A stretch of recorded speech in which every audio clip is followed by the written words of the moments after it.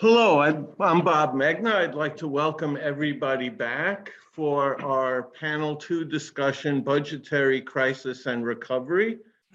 Again, I'll show my bias as a lifelong budget person. This to me is the most interesting panel, and I think we have some great presentations and some great presenters. So I'll jump right in.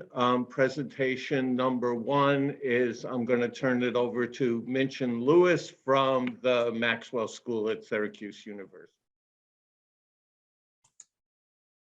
Well, thank you, Bob. It's a pleasure to be here today. And as you say, these are unusual times. Our whole approach, all my 40 years of budgeting, it's always been dealing with deficits. And actually, this is an unprecedented time. But along with all of these revenue inflows that we're getting from the federal government come challenges. So there are not only opportunities, but there are challenges that go along with it. And budgeting is the key point where we deal with those challenges. So this session really focuses on budget gap analysis. So gap analysis can be on the negative side, which we've dealt with for years and years and years, but it can also be on the positive side. This is a tool. This is not a session on numbers. It's a tool about how we deal with numbers. So here's what we're going to take a look at. We're going to take a look at structural budget deficits. Now, they can also be positive flows, but the point is that it's a change in the operation. Then, what effect does that have on fund balances? How do we deal with those differences, and how do we do that in an organized way? And then, how does that affect our strategic budget planning? So this is where we're at, and going forward now, we have an opportunity then to take a look at these details. So our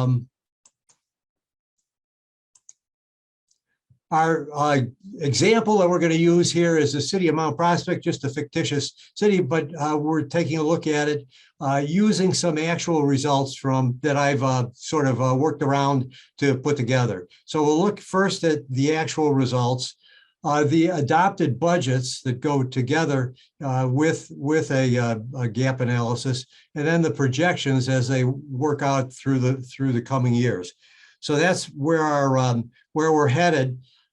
What we've got is a budget, numbers here, $700 million. Expenditure side, general city, very significant, and the school district, big chunk of that. And what we present to the public is a pie chart, usually, that shows where the money's coming from, where is it going. The interesting thing is this fund balance, use of fund balance, and that's a point. Here, it's really only 3% of the budget. But when we look at that, that is a tremendously important thing. But that's also disregarded, unusually, not usually dealt with. And, everybody's focusing on all these other things. So we've had year after year after year where they have this same pie chart with the same use of fund balance that just keeps going. Well, what does that do to us in terms of the operation? I mean, it's a tempting thing because, but I think from a budgetary management point of view, it's our responsibility to figure out how to present this information in a way that really people can understand that this is not just a pie chart. This is actually has an impact on the financial condition of our government. So this tool takes a pie chart like that, puts it into a bar graph.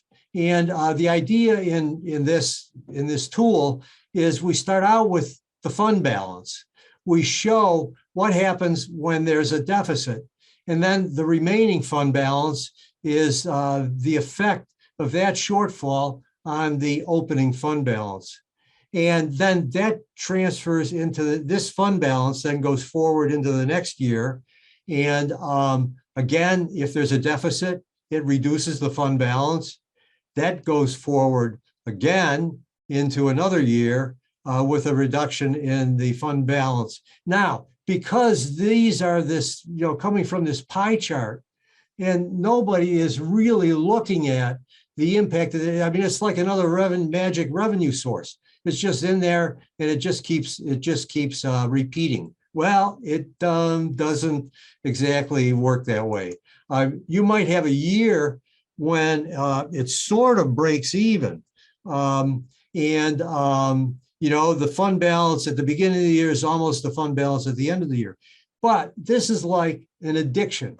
So, our policymakers can go year after year after year where they are willing to just look at this and ignore what's actually happening to the fund balance. And as we see going forward, year after year after year, the effect on the fund balance is it just keeps going down and down and down.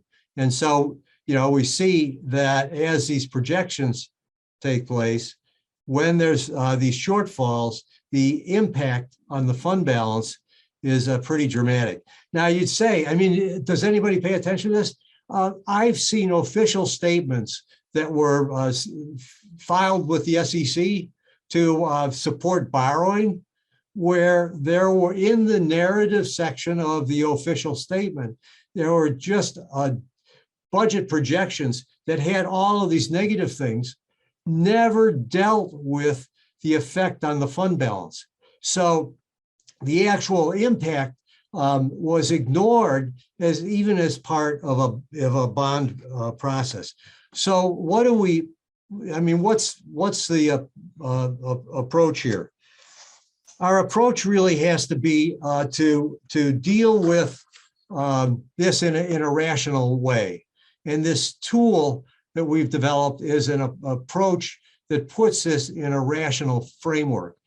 The tool actually comes from New York City, the Financial Control Board. Neil Healy was the budget executive director for a number of years. I had an opportunity to work with Neil, where we adopted this tool to use in general government.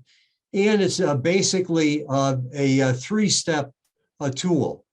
It starts with our financial, the known predictable items that we put together in a format where there's certainty. So, we can look at revenues. We can also look at appropriations and the other sources of use that are predictable. Now, probably 90% of our budget activity is this kind of stuff. It's predictable. And we know what it's been in the past based on the financial statements that we've got. We know what the trends are, and we can put that together. Where we wind up with then a budget gap. In the past, it's always been negative, but it could, in the future, going forward, it can actually be a positive gap. And then the question is, how do we deal with this in a format, in a framework that the decision makers can make sense of? So if we just give them numbers, they glaze over. So we've got to have a way of presenting information that they can deal with. And so this gap adjustment process is a way to do that. In one step, in one present, we can identify the new revenue that could be generated, maybe possible losses in revenue, cost reductions that could be used to deal with the budget gap, and prospective increases. For instance, so much dealing now with just law and order. So in a budget gap, when we've got a gap, there may be a real policy imperative to spend more money on our public safety forces. Well, we have to crank that into a tool that shows us where that's going in the future. And so also the state, New York State, has put a big emphasis on the possibility of reorganizing in order to deal with budget crisis, more efficient by eliminating some of the many, many levels of government that we've got in New York State? Well, possible reorganization benefits or costs can be cranked into a gap adjustment presentation. And the whole idea then is to come down to the numbers that actually represent the impact that this is going to have on the fund balance. Why do we deal with fund balance? Because fund balance is so important in terms of the impact that it has on the financial condition of our government. So let's take a look at really how some of the numbers would work. So when we're plugging these things in, our goal then is to turn around these projections and actually create something that could produce this kind of a result. So let's look at the numbers that might actually do this. So we're taking a look at this system, and as we look at the numbers aren't important. So I mean, it's hard to see the numbers, but let's just look at if we were plugging in real numbers into this formula. Here's how they would go. So we have a revenue section. We have the actual numbers from the prior years. We've got our adopted and budgets that we're working with, and then we've got the projections. So putting this together on the revenue side, starting with the things that we actually know about. We do the same thing on the appropriation side. These are the items, that we can be pretty sure of, and we project those out to give then, along with the transfers, and since we're dealing with this is really general fund, but then operating transfers in and out, deal with the other funds, the water fund, the sewer fund, our highway fund, those transfers, our transfers in and out. And we wind up with then a budget gap. So in this case, with this set of projections, they're negative. But, going forward with the tremendous amount of revenue that we're getting, so maybe we're going to be dealing with the positive side of this. The control, or the really powerful part of this tool, is dealing with these gap adjustments in an organized fashion. So for instance, one of the gap, we might be projecting that we're going to have increases in taxes going forward. So here we plot out what that would be. We might transfer a park to another level of government. So we save money there. Here, I mean, just as an example, we're looking at the ARPA funds that would be coming in. So look at this, we get $20 million in this budget year 5, $20 million again in budget year 6. But then look, now there's nothing. So while this has been a tremendous boost for the budget gap in year 5 and year 6, look at what happens in year 7. So our decision makers, when they're saying, oh, we're going to spend this money, they've got to think, we've got to get a way to have them think about, okay, this year, but whoops, look at next year. And that's the power of this particular tool. It gives us a chance to do that in a way that that they can argue about all these different things. And oftentimes our budget discussions, a policymaker, oh, we're going to do this, we're going to do that.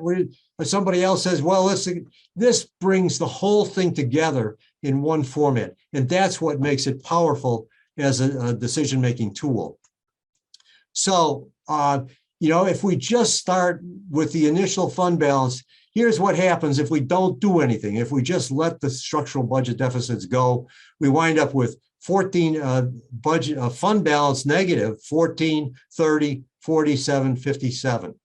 If we turn around and we plug in the gap adjustments, we can turn that around. So we actually turn what was red into green and good news. So our approach really is to work with the numbers. Now, I just use sample numbers But in reality, we can get all of these numbers in Excel from our financial systems. So we can plug them in. We don't have to recreate this by hand. We get these numbers from the financial system, we plug them in, and then we use Excel to do the forecasting. So it's really a tool that works together and puts the information together in one format. So you take no action, you get a chance to plug in the gap adjustments, and you see if we rationally deal with this, we wind up with green ink instead of red.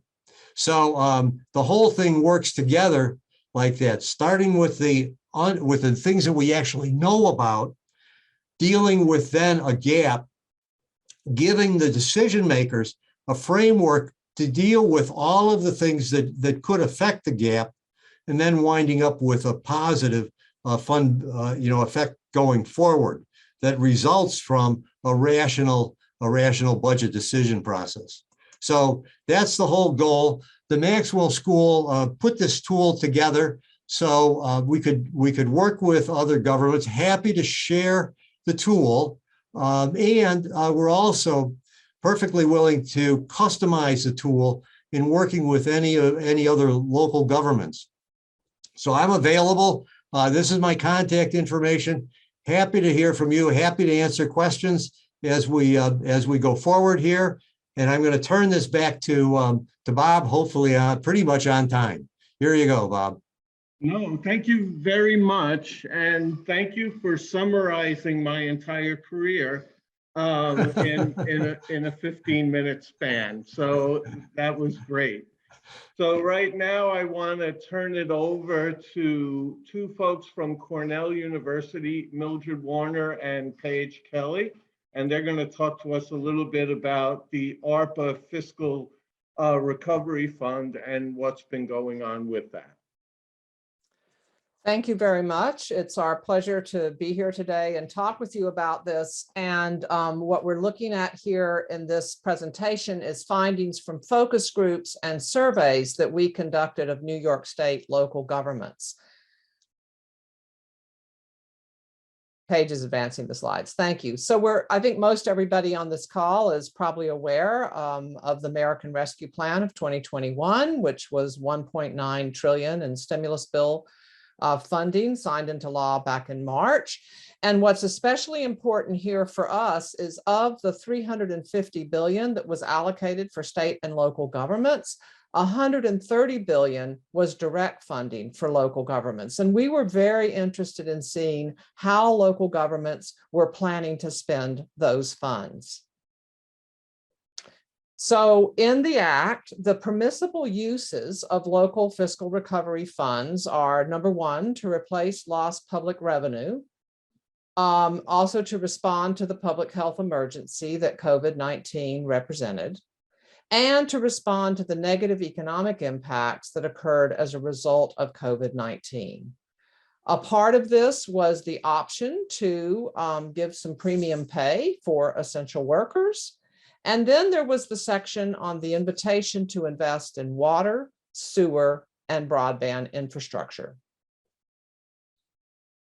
So what we did is we held a series of focus groups with local government associations over the summer and the fall of 2021, because we wanted to see what were the concerns local governments in New York State were raising. And after we did these focus groups, we worked with the New York State City County Managers Association, NYSAC, and the New York State Council of Mayors to field a survey, which we fielded in December to February, asking local governments, what are your priorities? What are your barriers? What are your strategies? And we had 197 local governments respond from across New York State. This is a mix of cities, counties, and villages. So what did we find? In the focus groups, it was a very interesting shift. Back in June and July, there was a lot of discussion of public sector revenue loss. And there were concerns about red tape, Would the state disperse funds on time to the smaller governments who would get it as non-entitlement entities that would receive it through the state? There was some concern about that. There was also really concern on what the final Treasury rules would be on permissible uses. And there was suspicion and worry that there might be details that make what the local governments were planning to do not allowed. And so there was a lot of worry about that. And in general, local government officials were talking mostly about the impact of COVID on the business sector. At that point, they were planning to use their funds to calculate revenue loss because that would be more straightforward, to support the business sector, and particularly to focus on one-time infrastructure projects so that you would not have recurring expenditures, very much like Mitch was pointing out in his previous one, not having something that's affecting your budget over the long term. And because the ARPA has a fair amount of emphasis on community engagement, some communities were also talking about their strategies for community engagement. When we held focus groups in September and October, we noticed some differences. And what remained consistent was the focus on calculating revenue loss and the focus on one-time infrastructure projects. But there was still this concern about red tape and even the worry that there might be federal clawbacks if you're using your funds for something that in the final rule Treasury wouldn't allow. But the shifts that occurred is that suspicion about whether or not the funds would actually flow, that was gone because most governments had received their funds in August. And so they weren't worried about accessing the funds or states withholding the funds. And they were also pointing out that revenue loss hadn't been as big as they had anticipated. In fact, some had increases due to the increase in sales tax. And so they were interested in the way that Treasury was going to allow them to use the revenue loss calculation to then justify the funds, which could then be used in more flexible ways. And so local governments were turning to look at these funds as an opportunity for special long-term investments, which you'll see later from the survey is heavily about water, sewer, and broadband, and also to do innovative things to address public health and disparate economic impact. We also see increased attention to citizen engagement involving outside groups, key stakeholders, and regional collaboration. And now I'll turn it over to Paige to talk about the survey. Yeah, thank you. So as Dr. Warner mentioned, we conducted a survey in starting in December of 2021 and through February of this year with our local government association partners. So they provided us email lists of their memberships, which provided about 387 contacts. And of those, we received 197 responses for a response rate around 51%. And you can see in the second table here, the number of responses by different jurisdictional types. So getting into the results of the survey, what did they show about how local governments in New York State are thinking about using their ARPA funds? So first we asked respondents what types of projects they intended to prioritize with their recovery funds. And respondents were able to select more than one of these categories, but by far we see that the most common type of priority was long-term investments. So about 82% of our respondents marked that they plan to use these funds for long-term investment projects. And then about the same proportion of respondents noted prioritizing short-term projects such as plugging budget gaps, as we're likely to focus on building or promoting resiliency to future crises, which we listed as including environmental, public health, or economic displacement. So about 35% of our respondents noted prioritizing either of those. And I guess one notable thing, so we have the direct recipients and then also non-entitlement units, and these are largely about population size. And we see that some of the larger communities were more likely to focus both on short-term and resiliency compared to the smaller communities. So next we asked local governments about the 5 broad categories that we mentioned at the top and which they were actively considering spending their allocations on. And the most common priority for allocating funds, kind of following the theme of our focus groups, were on long-term investments, including infrastructure. So 76% of our respondents noted that they were planning on investing in infrastructure, water, sewer, and broadband. The second most common was replacing lost public sector revenue, which 44% of our respondents said that they were intending to do. And then despite the American Rescue Plan really being geared towards addressing the public health and economic crisis that resulted from the pandemic, only 31% responded that they were planning on addressing negative economic impacts, and even fewer, 19%, planned on addressing public health concerns. And some of this is not unexpected, as infrastructure projects are generally easy to justify under the Treasury rules, and most communities have shovel-ready projects already at hand. Additionally, Treasury has allowed localities to claim up to $10 million in lost revenue, regardless of whether or not they actually lost revenue. And as we'll show later, this has become an important way for localities to really create more flexibility over the funds. And one more thing that we want to point out is how direct recipients, so larger places, are tending to do more than the smaller places. And some of that really does come down to capacity. So we see that direct recipients, a greater proportion, are planning on doing public sector or claiming lost public sector revenue, addressing negative economic impacts, and also addressing public health concerns. And then very few localities were considering using their funds for premium pay. Okay, moving into a bit more detail. So we moved into some of the subcategories under these broad categories and asked respondents which they were looking to support with their ARPA funds. And by far, water and sewer were the main priority, along with other capital improvements. So we see 69% plan to focus on water and sewer infrastructure, and 43% plan to focus on other capital improvements. And then second was replacing lost public sector revenue. And an important distinction here in thinking about the infrastructure was that when we split water and sewer and broadband, we can see that water and sewer was much more of a priority compared to broadband infrastructure, where only 16% were planning on investing in broadband.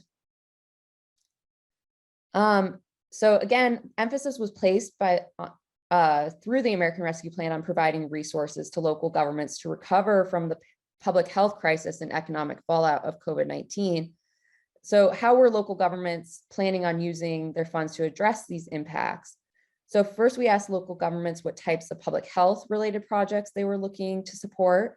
And we found that very few were using ARPA to invest directly in public health. So among our respondents, only 17% were planning to prioritize funds towards COVID-19 mitigation and containment, and only 6% were looking to prioritize behavioral or mental health supports in their communities. When we look at the disparate economic impacts, only 14% were looking to invest in housing and neighborhoods. Another 14% were aiming to support the tourism, travel, or hospitality sectors, and 13% supporting small businesses, and even fewer supporting nonprofits. And then premium pay was pretty low as well. Okay, so what strategies were local governments using to ease or to lessen the burden to make sure that these funds get used in ways that can benefit their communities? So we asked local governments to consider whether or not they were using any of the following strategies related to their ARPA spending. And we find that among the possible strategies, the top strategies were to target funds to one-time projects, and to use funds in ways that minimize reporting requirements. So over half of our respondents mentioned doing either of those. Another top strategy was to hire an internal staff member to coordinate overall planning and management of funds, where 45% were planning on doing some hiring internally. And then only 14 and 15% plan to collaborate with other governments on a shared project or to hire an external consultant. And then we'll bring this up a little bit later, but one thing we were particularly interested in was how local governments were using the funds to free up existing capital to put towards other projects and programs. And we see that about 18% noted doing just that. In terms of planning and engagement, we asked respondents if they were planning on using any of these approaches, and we found that most were relying on capital improvement plans, or a quarter were relying on existing strategic plans. So in terms of strategies used explicitly to plan for the ARPA funds, only 26% of respondents were developing a new plan related to the American Rescue Plan funds, and only 17% noted that they were planning on using any community engagement activities. In terms of barriers, we wanted to follow up on whether or not local governments perceived barriers were actually coming to fruition later through the survey. And so we asked the respondents what barriers they were facing that were inhibiting their ability to use ARPA funds. And by far the biggest barrier appears to be a lack of clarity around federal guidance. And this includes uncertainty about Treasury's final rules. So those weren't posted until January this year, remembering that our survey started in December. And then also just general lack of clarity around the guidances that Treasury was providing. And so over a third of our respondents noted either of those, just general lack of clarity as being an issue. And then the second most prevalent barrier was a lack of clarity around reporting requirements for fund use. And then about 14% noted a lack of administrative capacity within their own local governments as being a barrier to using the funds. And then despite, the initial concern about states distributing funds, very few had any issue with funds. So only 2% noted that. Okay, so now we want to kind of talk about what kind of discerned or differentiated what places were likely to prioritize. And in particularly, we thought, if localities had adopted ARPA specific plans or community engagement activities, were they doing things that, the American Rescue Plan had really been geared towards, such as public health and addressing economic disparities. And we find that communities that developed a new ARPA plan were more likely to address the recovery by focusing on things that promoted long-term resiliency, and were more likely to prioritize addressing public health and economic impacts of COVID-19 than those who did not adopt ARPA plans. Additionally, communities that engaged their citizens through various activities like focus groups, surveys, were also more likely to prioritize projects that built long-term resiliency in their community. And they were likely to prioritize expenditure areas of public health and premium pay for essential workers. And this is notable since so few communities plan to provide premium pay that community engagement seems to be a driver of focusing on that. And then going back to some of the creative fund management that we saw. So what did we find allowed local governments to overcome some of the barriers? So we found that those that used a wider variety of the fund management strategies, whether that's hiring internally or externally or participating in regional collaboration, these localities were more likely to cite administrative capacity as a barrier or other barriers. And so we really see them using these creative fund strategies to overcome some of the capacity concerns that they had.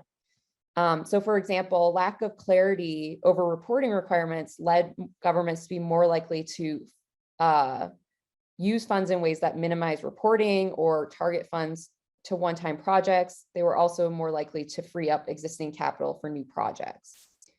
And we're really excited about exploring the idea that local governments have been so creative in using their funds to free up existing capital to really create more flexibility over funds that were broadly seen as very flexible already. And so one way that we have heard from local governments that they're doing this is by using the ARPA funds to free up existing capital to enable a new program or service. And I want to give a taste of what some local governments have done when they noted that they were planning on doing that. So our example that we have from our survey is from the city of Poughkeepsie, who are planning on creating a division of youth services. And so prior to the American Rescue Plan, the city did not have the capacity to provide youth services in overlay with the work of their local school districts. So they have recently had issues with youth and gun-related violence in the city, and that's made it a very time-sensitive issue to address. And so with in intergovernmental collaboration with their school districts and in Dutchess County in which they are located, they've actually been able to join in a joint venture to design and construct a new state-of-the-art youth empowerment and opportunity center in a former or abandoned site of a former YMCA. And so what this project will enable is also hiring new staff members who will be able to direct this project. And they will also be able to oversee an awards program to local nonprofits that are seeking to serve the city's youth. They also are having staff members monitor the performance metrics to make sure that there's an actual benefit to creating the division of youth services. And as the official from the city of Poughkeepsie noted in the survey response, they said, for a small city with a legacy of fiscal stress and a negative fund balance, it is clear that we would not be in a position to take these steps if it were not for being awarded ARPA funds. And so we're really seeing these funds being able to alleviate fiscal stress and allow for room for local governments to be creative in a way that they haven't historically been able to.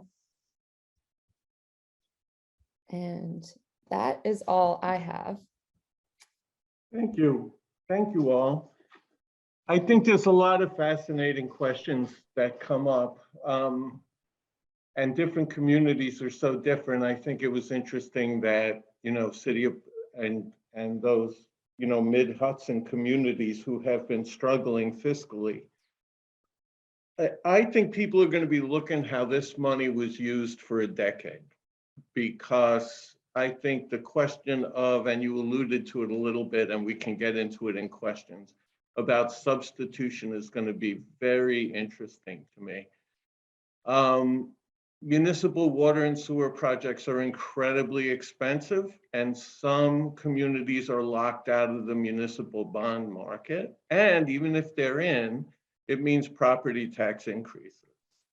So I think it'll be interesting to see not only on the spending side, but also on the revenue side of these communities, what they do. But I'm going on too long, so we'll have time for questions.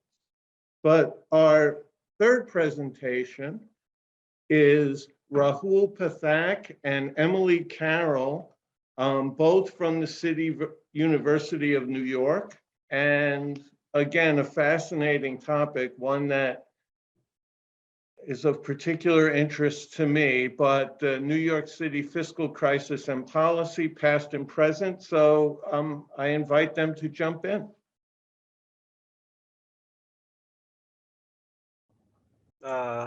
Is the audio working? Okay, thanks, Bob. I'm glad you are here because I saw you somewhere in my research popping up in the archives. So thank you everyone for being here. This is joint work with Emily, who is on the call, and Andy Crosby at Northwestern in Chicago. He couldn't make it. And this is in real sense of the word work in progress. We are still kind of developing this, and I'm glad that we have the audience that we have to kind of get some feedback. The idea here was a descriptive piece that talks about the history of the institutional response to the crisis in New York City, and how do we understand that crisis response in the context of the current pandemic and probably some of the future challenges that we'll see. And when you talk about the institutional response to the crisis in New York City, one of the major sort of issues that, of course, governs the entire fiscal response in New York City is the 1975 crisis. And there are offshoots of that crisis that still govern most of the policy architecture that we have in the form of Financial Emergency Act of 1975, Financial Control Board. And when you fast forward to present, we still have the Financial Control Board, and we have just recently created a budget stabilization fund, and that interacted with Financial Control Board in some ways. So kind of going back in time a little bit, New York City has its own share of problems, some of them local in nature. So 1975 and 2001 were very local sort of events that had implications certainly beyond New York. And 2008 and 2020 were these global events in some sense, where city got some support from the federal government and so on. In 1975, most of you in this, certainly on this call, would have been familiar with this tabloid headline that apparently New York Times issued a clarification that it was not said at any point of time, but it just became a part of popular culture in some sense. 1975 was big, substantial amount of deficit, substantial amount of borrowing. 2001, there was impact on tax collections. There was 1 billion additional expenditure on overtime and cleanup. 2008, city received a decent amount of federal money under ARPA, and 2020, we just heard about ARPA funds that have came through, in fact, a little bit late, but still quite helpful and in time. City received approximately 20 billion in federal funds through CARES Act and through ARPA. That has again cushioned the city from extreme fiscal distress in some sense. Now, if you go back in time a little bit and look up the archives, we see sort of the factors that led to the crisis. There's this Ford Presidential Library has made public some of the documents from that time, and we come across these memos from Alan Greenspan, who later on went on to become the chairman of the Federal Reserve, and they highlight that the key aspect that the key factors that led to the crisis were borrowing on account receivables, capitalization of operating expenses, underfunding of pension costs. New York City back in 1975 was still using actuarial assumptions from 1970. So this was the era of Spanish flu and First World War. Underfunding of collective bargaining agreements, and a set of budgetary practices also indirectly impacted the finances quite substantially. So Mayor Wagner granted city employees right to bargain collectively. From entire 60s and 70s, mid 70s till 1975, mayors developed this practice of short-term borrowing to cover deficit. There was postponement of the decision to balance budget in the prior years to the crisis, and very stringent rent control that was primarily driven by political reasons, but that led to deterioration of property tax base and property tax collection, and contributed to the crisis in some sense. The government, the state government and the federal government intervened in direct and indirect ways. A lot of folks who write about the crisis think about the idea that New York City was about to be default, but if you look at some of these archives, it is highlighted that the prices of the state securities were also dropping, and they highlight that if this were to continue, state would also be dragged into a default along with the city. And that was perhaps one of the reasons that state pitched in a substantial way in the form of the Financial Emergency Act of 1975, or FEA. Under FEA, there were a bunch of things that were done. A financial control board was created. There was this 4-year financial plan that are updated quarterly sort of requirement that was enacted that still continues. There was creation of debt service fund, stricter limits on short-term debt. And this again came back quite a bit in news in 2020 when de Blasio administration was negotiating with the state government to get around these limits. And even the new administration right now has made a little bit of headlines around these issues. Several provisions of the FEA were adopted in subsequent charters over a period of time. So they became part of the institutional architecture in some sense. Back in the day, Financial Control board was instrumental in resolving the crisis. They took some hard decisions. They renegotiated some contracts. And in 1986, the control of the Financial Control Board period expired. There was a sunset provision in the law.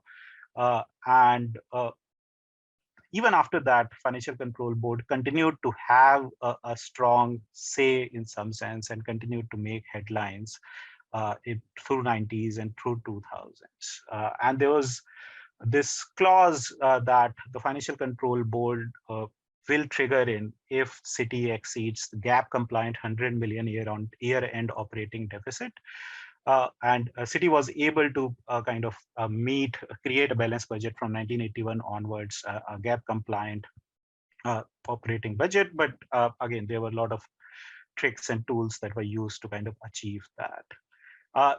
Financial Control Board still exists. In the last presentation, Minch mentioned about Financial Control Board. Meghna has been part of Financial Control Board in direct and indirect ways, probably. And still there is a small budget for the agency. There are some full-time employees, but there were no appointments in the Financial Control Board for the entire tenure of Governor Cuomo. But towards the end of it, when the pandemic hit in 2020, he made the appointments of first 3 members. And Financial Control Board still reviews the annual budget of New York City and meets in every July.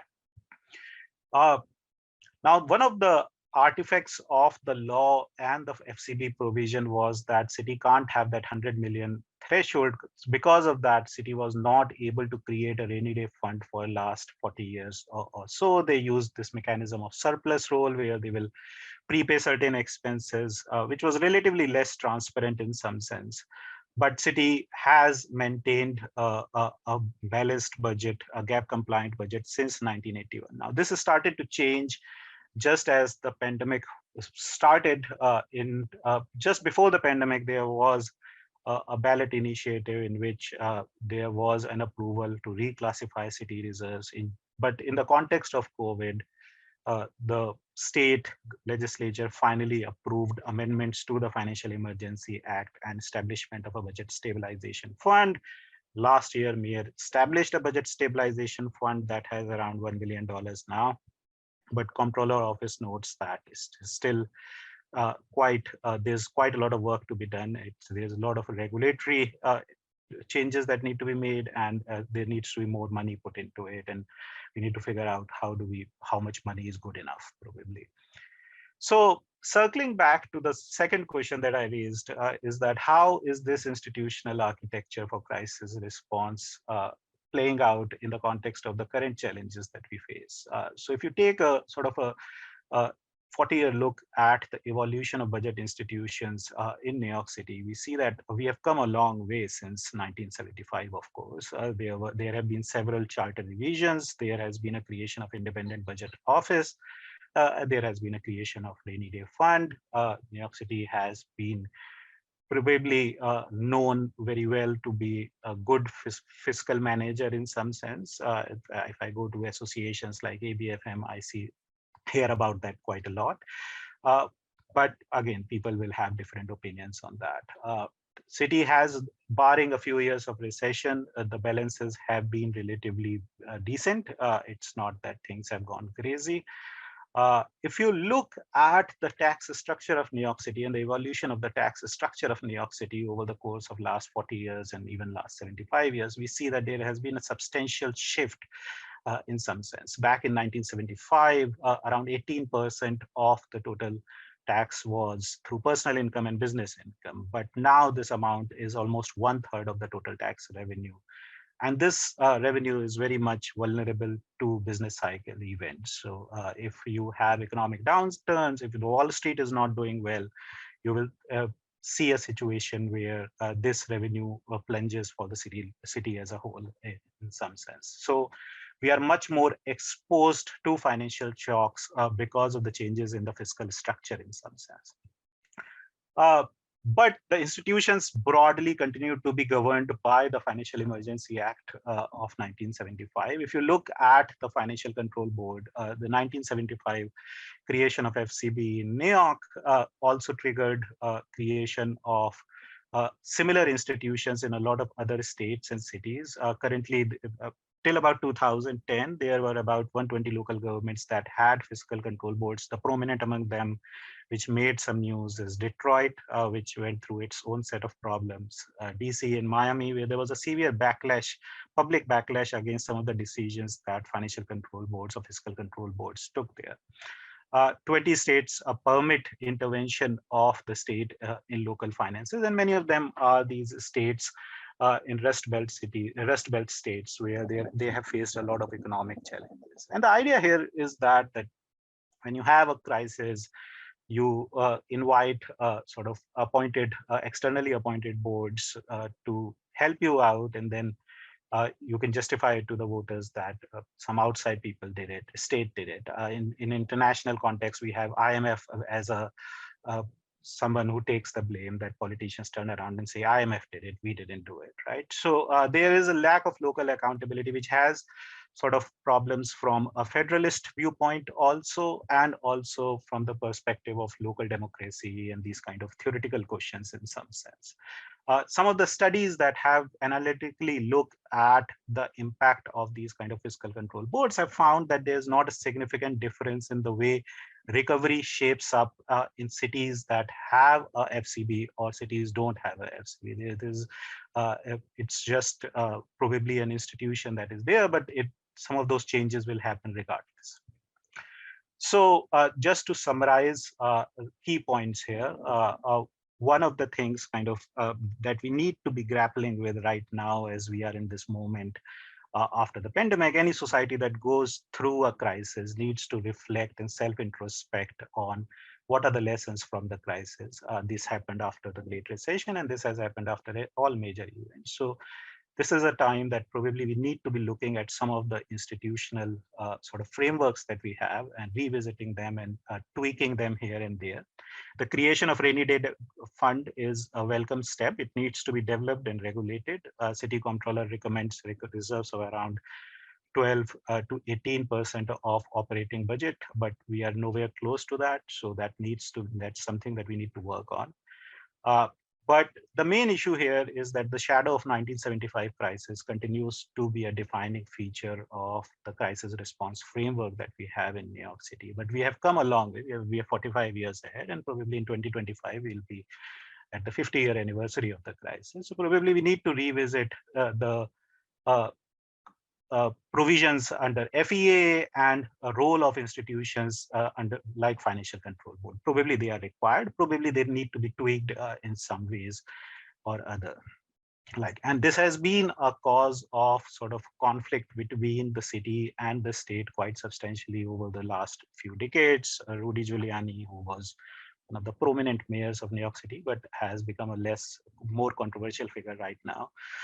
He called it the Financial Control Board an anachronism, an anachronistic institution. So probably we need to kind of take into account whether institutions like these need to be modified, FEA needs to be modified so that we are better prepared to deal with crises that will come in the future. Probably we might have another pandemic. The current pandemic is very far from over. We might have climate change events, or we might even have a third world war. Well, we are on the proximity of that. So some of these things need to be revisited, and that's the sort of thing that we are working on in this paper. We'd love to have your feedback, and probably once we have moved along in the draft, we'll share it with some of you later on. So here are our emails, and if you want to reach out, and I'll be happy to talk more in the Q&A.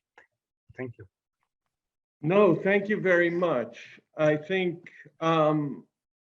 again, an issue, the fiscal crisis, and I think you hit on a lot of things that were put in place in the period between 1975 and 1980, many of which have not been revisited.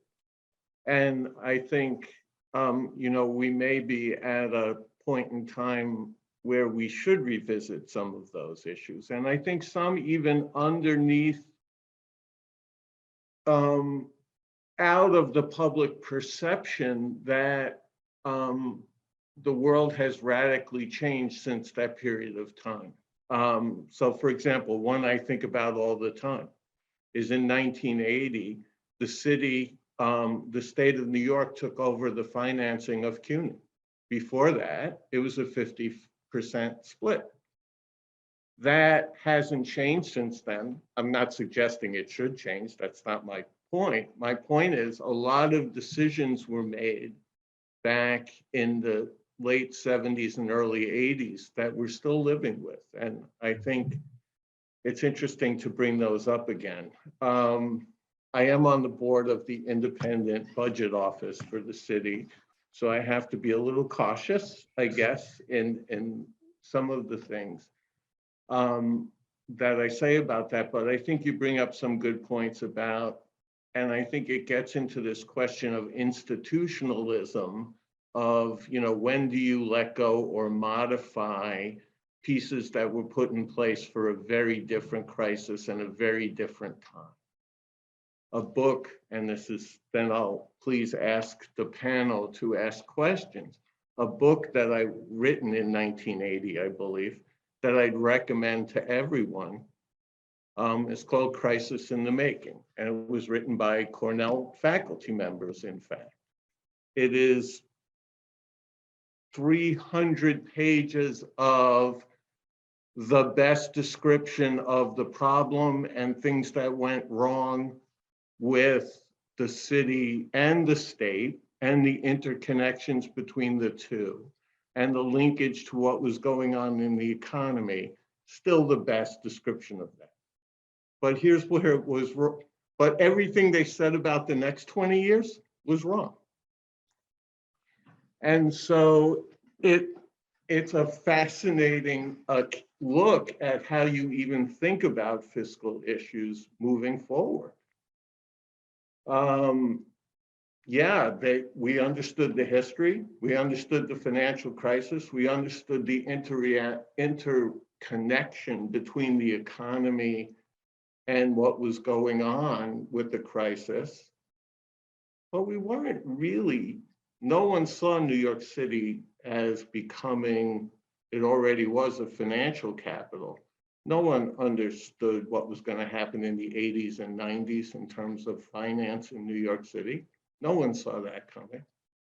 And it totally changed the fiscal picture for the city. So if we were sitting here in 1980, we'd be talking about the suburbs and upstate New York subsidizing New York City's fiscal condition. Today, we're talking about exactly the opposite of that. And now COVID adds another layer on top of that because the city's living through a different set of issues because of this whole question of, you know, do people return to Manhattan or not? So I just find all of these issues associated with that 75 to 80 period in the city, we're all still living with it. It's the ghosts of the past that we're still living with. So thank you all, but please ask, you know, what questions do people have for folks? I'll just quickly respond to the comment that you made, Bob. I'll get a hold of the book. I haven't got a hold of the book that you wrote. I should find it. And yeah, as you said, CUNY is one of that institution that has a controversial sort of a situation. MTA is another institution that the entire control is under the governor. So mayor has a situation where they are accountable for it. So a lot of those idiosyncrasies are there. So, you know, one of the notes I wrote while I was listening to you, I think, because I think your point is right. I don't think there's at least my experience suggests there's not a lot of difference between communities that had a financial control board and those that didn't in terms of the things they do. I think often it's just political cover, right? To have a finance, like you said. But I do think one thing that does come out is it tends to strengthen the executive in whatever community you're talking about. The fiscal crisis certainly strengthened the mayor's ability to control the budget within the city. And repeated fiscal crises at the state level definitely improved as well as constitutional court cases, et cetera, really gave governors more control over the budget and fiscal process. I think we're seeing a little bit of a change in that right now, but I think that's what happens more than these financial control boards taking control. I think it becomes more executives get a little bit more power to kind of control the process. But again, I turn it over to other folks. Do you think, just a question, do you think that having a financial control board implemented raises the political stakes of the fiscal condition so that, you know, some decisions, especially with regard to contracts, can get made that wouldn't get made without it? Yes, in the city, that was definitely true in that period of time. And I think, I don't know, you know, every situation's different. Nassau County, as you know, has had different versions of a financial control board for like 25 years or so. And I don't know that it's always worked as well. I think the city case was so extreme. And I think the issues were so complicated. And the municipal unions and the bankers were so in different places that you really needed and the political apparatus. I've just been reading about it, right? Another book I'd recommend to people, which is more recent, is The Bronx is Burning, which is a fascinating book, but talks about both the Yankees and the fiscal crisis in New York City in '77. And it's wonderful because the politics of that time period were, you know, you had this kind of democratic fiscal conservative base that was emerging, right? The Mario Cuomos and Ed Koch's of the world were coming up against the kind of Bella Abzugs and old line politicians like Abe Beame. So who really were deal makers, right? And so I think in the city, it was really more necessary, I think, and the crisis was much deeper. You were talking about billions of dollars of defaults, right? I mean, it was a different order of magnitude. I'm talking too much, so I'll shut up. I'll just ask a question to Paige and Mildred. So I saw that you talked about more than 50,000, less than 50,000, but you didn't elaborate much. Like you gave the example of Poughkeepsie, but is there a regional pattern that you found in some sense, like upstate versus Poughkeepsie is not very much far from the city? We haven't been able to look at the data yet that much for regional patterns, but in prior work that we've done that was looking at fiscal stress, you see the fiscal, the effect of the tax cap, for example, was actually greater in the suburban fringe because they're more heavily dependent on property tax, whereas the upstate communities have already maxed out and they were very fiscally stressed, but the property tax cap wasn't having as much of an impact on them because they had already worked on diversifying their revenue streams.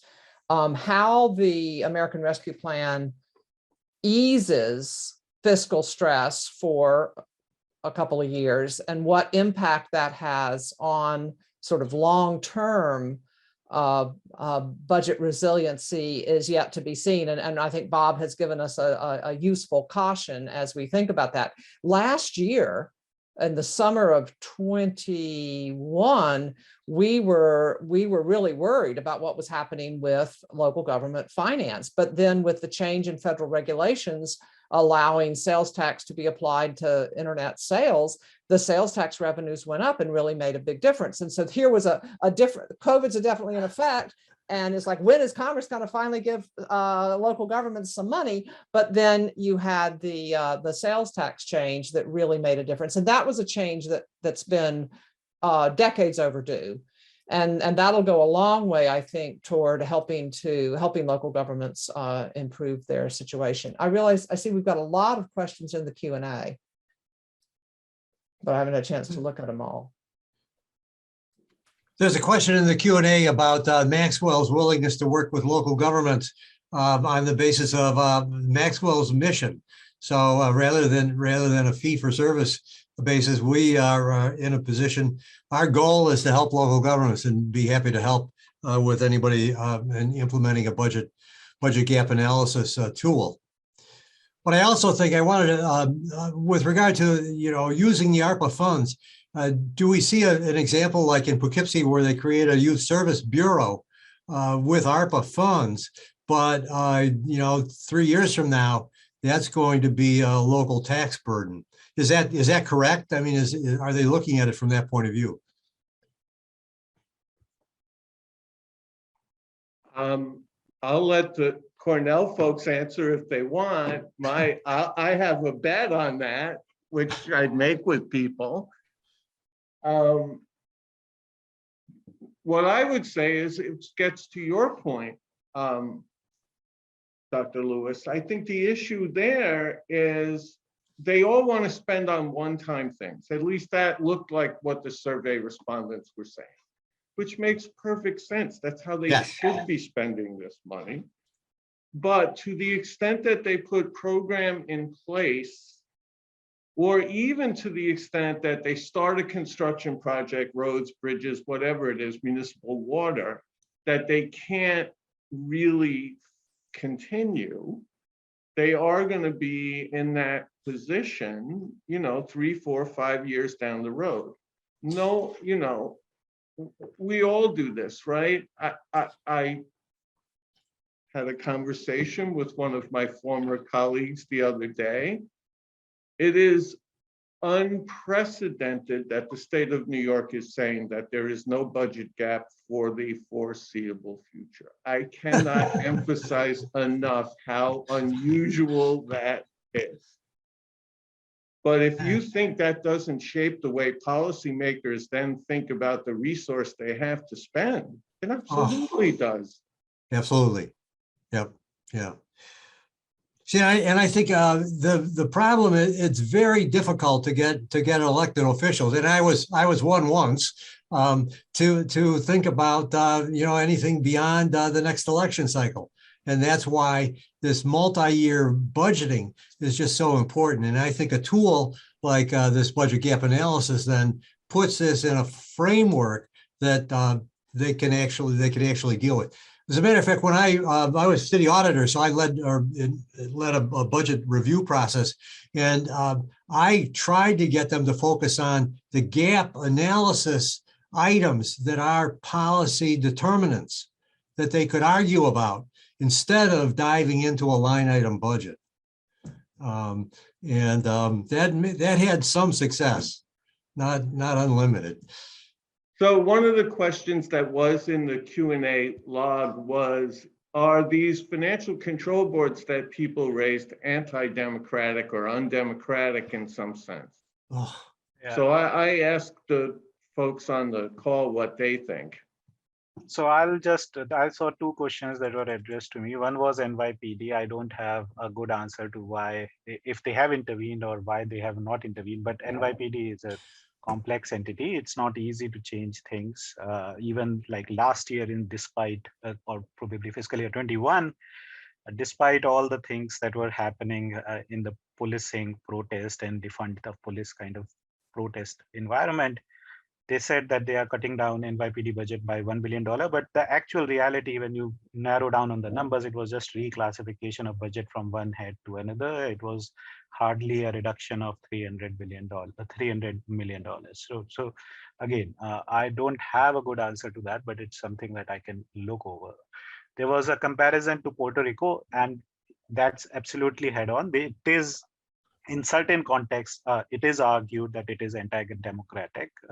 If you look at the literature on IMF interventions, there is a huge body of work that talks about the undermining of a democratic sort of spirits in a lot of countries through IMF and World Bank interventions. And the Puerto Rico intervention kind of fits more in that space than probably these local city level interventions that we are talking about in the context of, say, New York City is probably larger, but there are small fiscal control boards. But certainly that intervention in Puerto Rico is a major one, but it could be located within the framework of how we understand IMF interventions. Yeah, I'm certainly no expert on the Puerto Rico one. What I would say about the New York ones is they are, in a sense, undemocratic, but they're put in place by the democratically elected leadership. So it's kind of a strange situation, right? That's not the case in Puerto Rico, right? And that's certainly not the case with some of these IMF things. But in New York, it's really the political people who actually put the financial control boards in place. Well, it's true, but they're politically removed from the local government. So, I get to vote, and the common councilor lives next door to me. But the controller is a little further away. It's slightly less democratic, but so is a fiscal crisis. I mean, a fiscal crisis is terribly undemocratic, but it's imposed by external events that just bring the finances of the government to a standstill.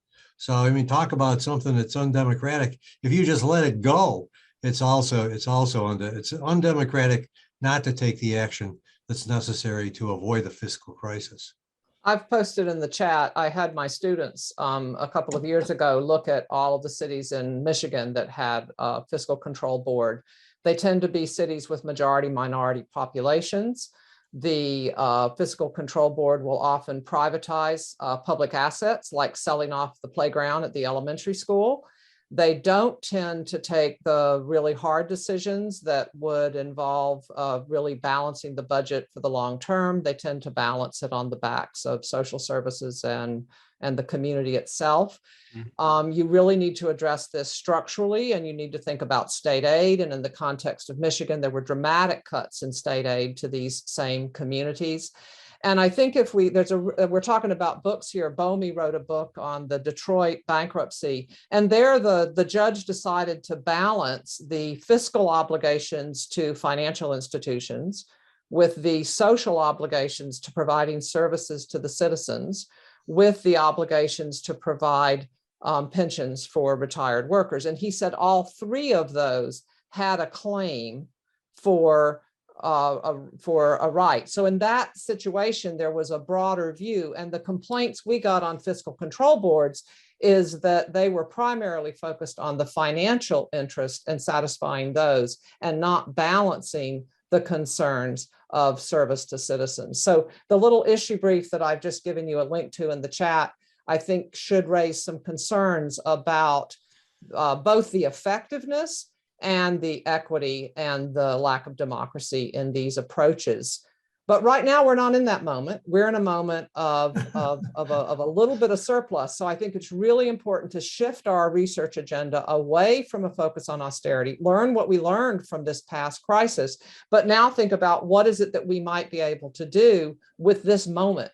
And I think it's a real moment for some new creative approaches. And what I'd like to point out with Dutchess and Poughkeepsie, yeah, Poughkeepsie is a city that's really struggling, but part of this collaboration that they're doing is with the county.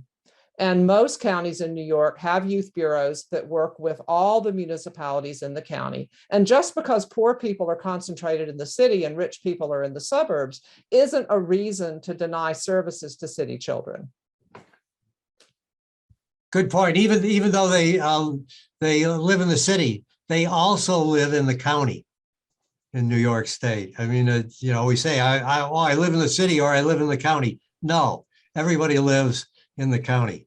Well, just like your examples on the everywhere. general fund balance in Syracuse, Mitch, where you showed that the parking garages, which were losing money, were now being managed by the county. Well, who parks at them? People from the county more than people from inside the city. Yeah. So these are the kinds of things that we can do that help address fiscal crisis and also help balance the equity across a fragmented local government system.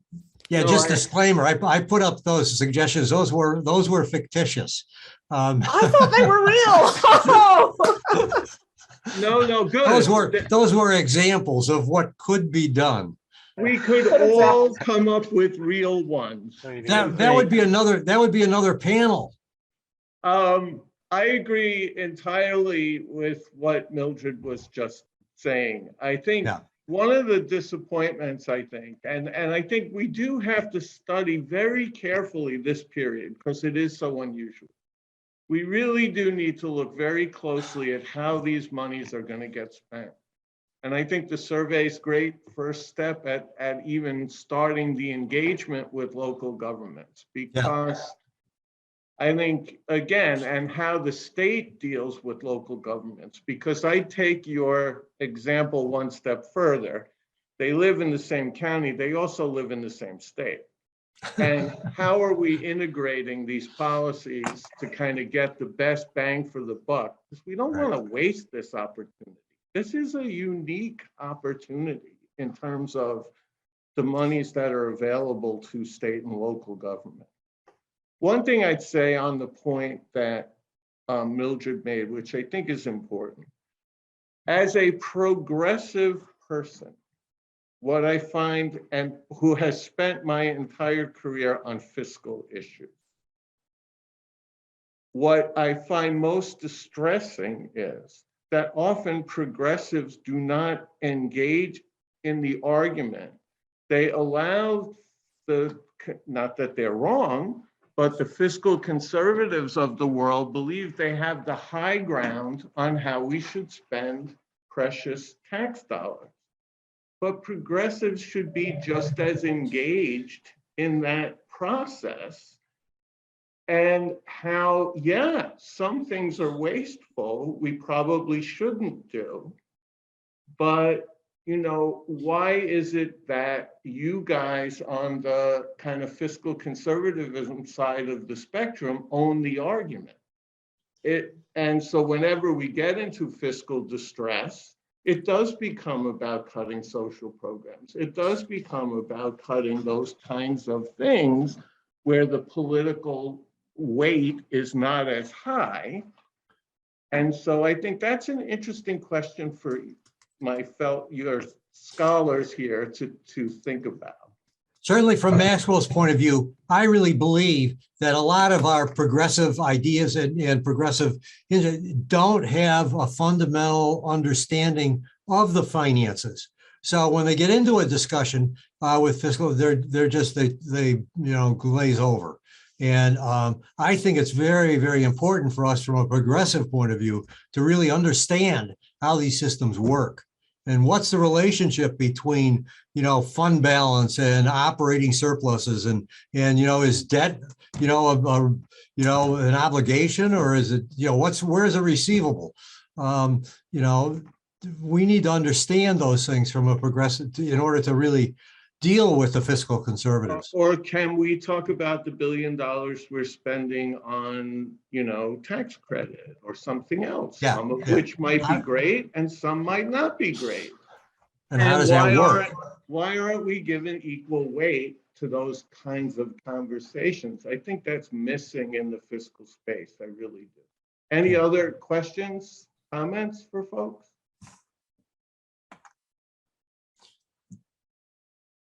I want to thank everybody. I think this was a great panel. And again, I have a bias because this is where my interest lies. We all do. All right. Thank you. Thanks, folks. Great. Thank you. Thank you, everybody.